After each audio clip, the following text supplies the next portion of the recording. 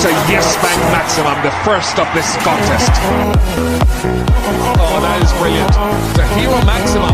On the ground, down the ground, another hero maximum. To quote the great Harsha Bhogle, if this was a boxing fight, these two teams are in different weight categories. And to quote another great man, our Lugsy, if this was a fight, they would have stopped it by now. Welcome back to the Maximum Cricket Podcast. My name is Munter, and this is the second edition of our World Cup semi-final special. The massacre of Indian cricket, courtesy of a powerful England side. Before we dive into this game, let's hear from Lugsy, who sent us a voice message at the 12-over mark, such as the dominant display England just showed. Yeah, g'day guys. Lugsy here. A bit more of an energetic Lugsy on this occasion, sort of 24 hours after the Black Caps' sort of devastating loss. And look, I'm coming to you after only 12 overs in this run chase from England, because Alex Hales has just hit another 6, and I'm that confident England are going to get home that I didn't think we needed to wait. So if anything happens in these next 8 overs, a miracle happens for India, I'll jump back on and give a wee plug. But as far as I'm guessing, England are sort of going to romp to victory here on the back of a Butler and Hales partnership that's sort of from ball one. Hasn't looked like anything but an England victory in this run chase. I think obviously starting with the Indian batting, and not a bad effort. Like, I'm sure there's going to be criticism that they got a 20 too few. But I get it's just a risk you take, I think, when you bat first. Like, there'll be a lot of people saying they haven't timed it well, or Kohli's gone a touch slow, or they left themselves too much work to do at the end. But look, am I going to put my trust in Kohli? Absolutely. 100 out of 100 times. If he reads the conditions and that's what he comes up with, then I'm going to back him. It's not to say he can't get it wrong or he hasn't got it wrong, but who are you going to trust in these situations if not the king? So I think one thing England done really well is they just limited the really big overs from India. Anytime it looked like we might be on the verge of like a real big 15 or 20 run over that was just going to start the momentum really building for India, they just pegged it back nicely and made them just 9 or 10 run overs. And I think that's probably going to be in the end the difference between sort of the 160 they got and the 180, 190 that maybe would have been a bit more competitive. As for England, just from ball one here in this run chase, obviously Hales, he's built nicely throughout the tournament. He's a world-class player, obviously. He bats well in Australia. Got a big bash 100, very handy in Australia, if you weren't aware. And Butler, obviously, I think we've known is world-class for a long time now. One of the top picks going into this World Cup, and cometh the hour, I guess, and cometh the team, because they are now looking very hard to beat. And I think just on that World Cup, I mean, we've asked the World Cup the time and they've made us a watch, but eventually we've found our way to probably the 2 best teams being in the World Cup final, and probably how it should be. 2 of the better teams going in, and I think 2 of the teams everyone picked to be in that final, and it hasn't been smooth sailing, but they've got there in the end, I think. So look, it's very brief from me. Hopefully I'll be able to jump on and give sort of a wee preview to the final and what I'm thinking at some point. Look for that over the next couple of days. And with 7 overs to go, unless a miracle happens, we're getting England-Pakistan at the G, and I look forward to it.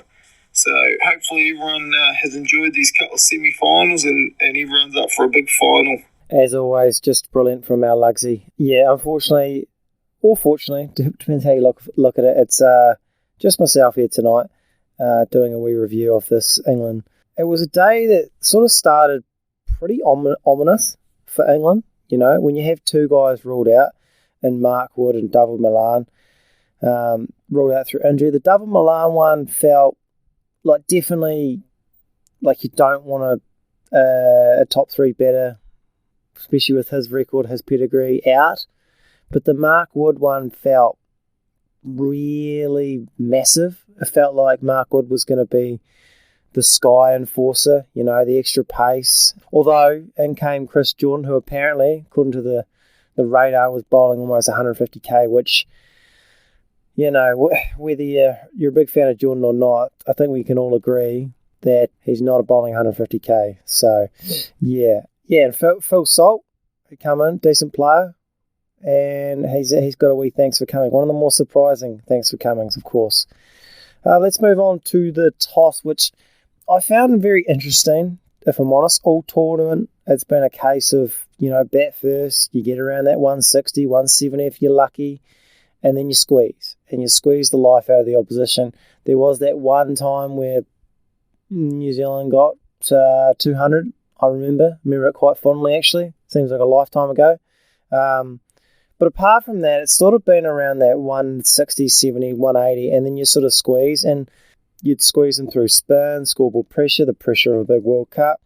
And then something sort of changed last night in the New Zealand-Pakistan game, apart from my spirits being broken, of course. But, obviously New Zealand won the toss, they batted first, and we got smoked, and it definitely looked a lot easier to bat in that second innings, just in the power play especially. Looked like it sort of kissed the surface, and Rizwan sort of went a bit harder at the start. So I don't know if that was part of the thought process for Joss Buttler, because he had been winning the toss and batting, but it's certainly played out that way. So let's sort of talk about India's innings, because it's going to be a bit of a hot topic. Did they go hard enough? All that sort of stuff. And it was sort of broken up into two parts. You've got the first 15 overs where they scored 100 runs, only 3 wickets down, and then obviously the Pandya show after that, 68 runs in that last 5 overs. Woke started well, rid of Rahul, which felt like a bit of a shot in the arm to a fast start from India. He's been scoring a lot quicker than Sharma. He's in some good form, a couple of 50s. Kohli looked good to start. Rohit Sharma's innings was a bit weird, 27 or 28. He was dismissed 9 overs in with the score at 56 for 2. It's funny how so many players and captains in particular are under the pump, and Rohit doesn't seem to be one of them. Like Finch is under the pump, Williamson under the pump for doing the same sort of thing against a far better attack, I must add. Yeah, I don't know. Maybe it's just India's problem in big tournaments. They play all these bilateral series. They throw up all these records and they smash everyone. I know there's a three-match T20 series coming up against New Zealand in New Zealand. I've got no doubt that India will probably win that pretty convincingly. But you have them in a knockout game. It's a different kettle of fish. They don't play with that same fearlessness. It's a bit interesting. England bowled quite well. To be fair, I won't take too much away from them. They were smart. They bowled in good areas. They made India hit in good areas. I think Lugsy touched on. They were very good at pulling back and over. Quite often, India would get a boundary earlier, and then England were very good at sort of pulling them back and sort of limiting that damage. But they're not Pakistan. Like, you might think, oh, Munter, you're being a little hypocritical. You were sort of praising New Zealand for getting to 150, but you're going up against India for getting 168, which is obviously a bigger score. But if you compare England's bowling attack to Pakistan, it is chalk and cheese. It really is. Like, England, they're a good attack on as a group, but Wokes, Jordan, Stokes, it's nothing compared to Pakistan. So, after that, Sky came in, and Sky's been a revelation. He is a freak. It makes me sort of think, is he papering over a bit of Indian cracks? England bowled well to him to start. Rashid, we'll get to Rashid in a second, but he bowled quite well to start, and then there was that over with Stokes where Sky started to kick into gear. There was that top edge for 6 and then a boundary for 4, just on some of the commentators, just quietly. So a top edge for 6 is a top edge for 6. Okay, it's not, Sky is so innovative, he can hit it wherever he wants. I guarantee you, he's not tried to hit that over the keeper's head for 6. Okay, that's a pull shot. He's top edged it at 6. Okay, good players at good form can make mistakes. That's okay. Rashid getting him was massive. At this point, it's India 75 for 2, 8 overs left. They're going to launch. Okay, so this for me is our piranha play of the game. Not necessarily because that play was like a outstanding play. There was all that sort of stuff. A few Hale shots were up there. Butler did a bit of stuff, but just it felt like this was a big moment in the game. Rashid was unbelievable. We'll talk about him in a bit, but he sort of get the brakes on Sky for a start, and then Sky if that went for 6, you could just feel like the ball was starting to run for India, but to just get him out at that point, 75 for 3, 8 overs left, that's why, for me, that's the Piranha play of the day. So, Piranha grip sock's been very good to us at TMC. Non-slip grip technology designed to minimise slipping in your shoe and maximise output. Designed and tested right here in New Zealand by professional athletes. The choice of sock for Black Caps: Devon Conway, Finn Allen, Michael Brassel, Ish Sodhi, Jimmy Neesham, and White Ferns, Mealy and Jess Kerr, and Molly Penfold, as well as the number 1 women's bowler in the world, Sophie Eccleston. Now, to celebrate the Black Caps making the semi-finals, Piranha have decided to increase their discount for the remainder of the T20 World Cup from 15% to 20%. Obviously, this is before the Caps got smoke. We're still going to keep that on, thankfully. So, chuck in that code TMC20, that's TMC20, to get 20% off Piranha's latest range. Help Piranha, help us. Okay, so let's talk about Rashid, because they asked Morgan in the second innings, are you surprised about the difference in the spin? India's spinners got absolutely sort of waxed, and he was straight up. He was pretty much like, not really, because it was a wrist spin with the short boundaries that was going to do a bit of the damage. Obviously, Rashid, 1 for 20? He was very good. He was very dominant, particularly to the right-handers. Obviously, didn't bowl to a left-hander. Yeah, they picked Rashad Pant to sort of counteract that, but never got a chance, which was interesting. Livingston, very handy again, just sort of tied up an end. Probably disappointed that for India's perspective, they couldn't have attacked those overs, but if you compare that to the finger spinners of Axar 4 overs for 30, Ashwin 2 overs for 27, just got absolutely waxed. Moving on, then it was Kohli and Pandya's time to rebuild. Kohli, 50 off 40. Look, he was looking really good for a bit. It felt like he was getting starved with the strike towards the end, but, Pandya was doing his thing, so it's not all bad. It's awesome to see him back. He looks good. Some of them cover drives were unbelievable. He just keeps doing it. And then Pandya. So this is about the point where Pandya started to let loose. So they're 100 for 3, 15 overs. To get 68 off that last 5 overs is that's actually quite something, isn't it? Pandya 63 off 33. He is a cool, calm, collective guy. He is outstanding. Smash Jordan, smash Curran. Curran's sort of looking like the bowler you think he is. Obviously, he's been quite good. Really struggled with the short square boundaries, I found, because he couldn't bowl his slower bounces because they'd just go in the crowd. He should do a lot better at the MCG. But it made you sort of think, why didn't they go a little earlier? Why didn't they go a bit harder, a bit earlier? Because England's bowling attack was under the pump, and obviously, we'll discuss Buttler and Hales in a second, but, they just felt like maybe they thought that India's bowling attack was a bit better than what it actually is. I'm not too sure. So let's move on to England's innings. So obviously chasing 169 for victory. Very challenging total, you would think. Probably just over par. Bit of pressure maybe. That first over, Buttler to Kumar, it felt like everything. There's been a lot of talk about Kumar to Buttler, how he's got the wood over him. He's got him like 5 times in 6 games or something. I don't know. I might have made that up. But, the thing about Josh Buttler is he's so smart. He's a problem solver. He reminds me, if you're an NBA fan, he reminds me of sort of prime LeBron in the playoffs, where they'd throw different looks at him and he just sort of figures it out and then he plays accordingly. One game he might be a scorer, one game he might be a passer. It's the same with Buttler. He came out hot. He had about 14 off that first over, which is not how Butler's been playing normally. He would normally sort of go run a ball, and then explode, let Hales do it, where at the start he thought, we're going to score hard at the start, charged the first ball, made the keeper stand up. Yuck look in international cricket. Fast bowler, that's poor. Yeah, so he came out hard, and then obviously Alex Hales took over from then. And then once Hales took over, Buttler sort of reeled it back in, just got his ones, and he let Buttler sort of Hales do the rest, and then he caught up later. So just on Alex Hales, it's been an awesome sort of story in a way. Obviously, he's made some mistakes. Who hasn't?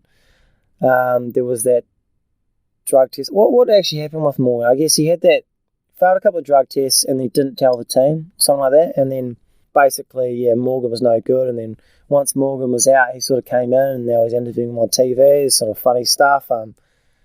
Maybe the problem is Morgan. I don't know. Maybe now that Hales is in, they're in a final. They lost last year. No Hales, Morgan. I don't know.